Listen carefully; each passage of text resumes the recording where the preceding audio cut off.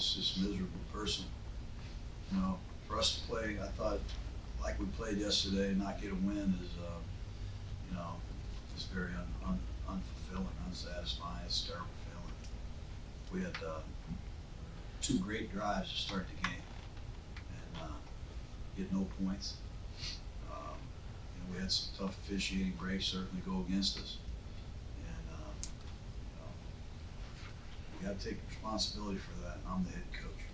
Jon, when you hit on the draft like you did last year, and some of the free agencies and moves that you guys made to close the gap that you did from last year to this year, how excited does that make you to attack it again this offseason, armed with what you guys do have in the draft? And Us excited, man. We're really excited.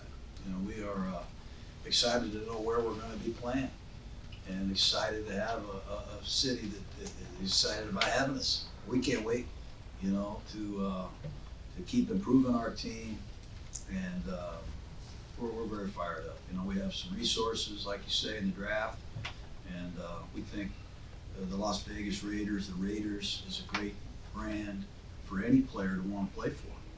And we can't wait to continue building our team, and I know Mayock and his group of guys are excited as well. Losing by the last 6 after being 6-4, is there anything that maybe a theme or something that you could identify that, you know, was kind of linking those games together, like why you guys kind of slipped down the stretch?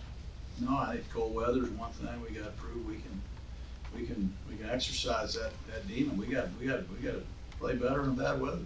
I remember when I went to Tampa Bay, they hadn't won a game in the history of the franchise at temperatures that were below 40 degrees. And every single game we played, that's all we heard.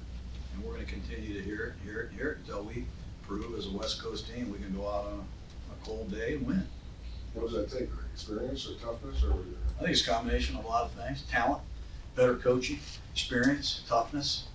I don't know, travel plans, you know, pregame meals, something. We got to play better. We got to get wins on the road, and we got to look forward to playing when it's hot, when it's cold, when it's nasty, when it's awful. You got to learn to love the misery, and you know, maybe we got to leave on a Wednesday next year and get acclimated to it. But I'm not making excuses, but that's one thing that is pretty obvious and noticeable. We got to play better in lousy weather, and we got to play better, period, in all 3 phases.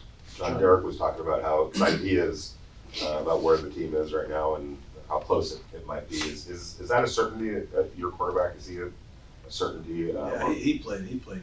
I'm not going to get into all the next year scenarios. I'm just going to say that you know, 7-9 is a step forward. You know, we took a step forward. You know, statistically, I think we took a step forward. We got to get a lot of guys healthy, and we got a lot of things to look at and evaluate before we start making any assumptions. Where did he make his biggest strides, Derek? Where was he expecting it? Like I said, I think earlier, I think he played a more role as a coach on the field. You know, with all the change that we had around him. You know, we had different receivers almost every week, different tight ends, different backs, different linemen. And I think his patience and his ability to coach guys in practice and on the grass on game day was a real area of improvement. And he did some good things, no doubt. What strides have you seen for the defense the last 3 weeks? Started playing a little better. Well, I think, you know, stopping the run. You know, everybody talks about our sack totals being better this year. I think Crosby had 10. You know, that to me is a jaw-dropping number not a lot of people know about. I mean, he had 10 sacks as a rookie. But I think we got more at-bats. We got more opportunities to rush because we stopped the run better. And when it's 2nd and 9 or 3rd and 8, it's a lot more fun to rush the passer when it's 1st and 10 or 3rd and 1. You know what I mean? So I think our ability to stop the run helped us. And the emergence of Crosby, Klee, I think our sack totals were a lot better than people think. How do you evaluate Pearl's rookie year? I think he's okay. I think he played pretty good. I think he had 5 sacks, recovered a fumble yesterday, batted down some balls, played good against the run. We asked him to do way too much early in this season. We had him playing inside quite a bit. I think if you, I don't know, that focus group that they have that studies all that, if you decided how many plays he played as an end and an inside interior defender, I think would be surprising to some. He didn't do a lot of that at Clemson, so I think next year when he becomes more of a full-time defensive end, acclimated to the scheme better, I think he'll show even more and more improvement, but we're happy we have him. We're really happy to have Farrell and Max and our rookie class.